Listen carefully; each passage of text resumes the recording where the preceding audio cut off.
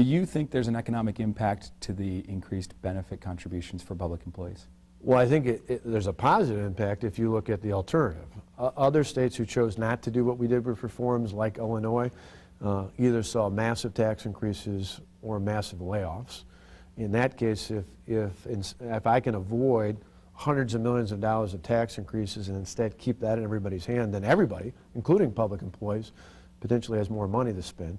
In the same way that other states where they've had massive layoffs, or for a while Minnesota shut the government down, in those cases when people are laid off, even with unemployment compensation, people tend to not spend that money as well, or be less likely to spend it, and that would have a negative impact. So if I had to choose, to me it's not an either or, either you do it or you don't in the reforms, it's an option. Other states like Wisconsin had deficits. They chose to either raise taxes or lay off public employees, or in some cases do both.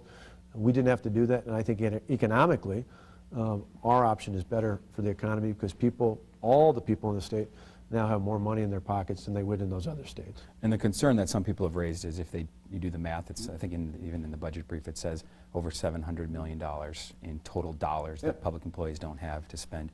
And they've said that's money, that's discretionary money. That's money that up north resorts, people spend on snowmobilings, people spend on, it's the discretionary income.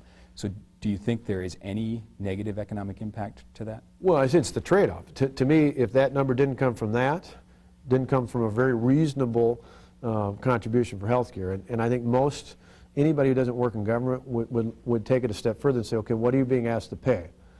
$200 for health insurance for the basic plan? Most people outside of government would say, I pay, like my brother pays $800 for his health insurance, and a little bit he can set aside in a 401k.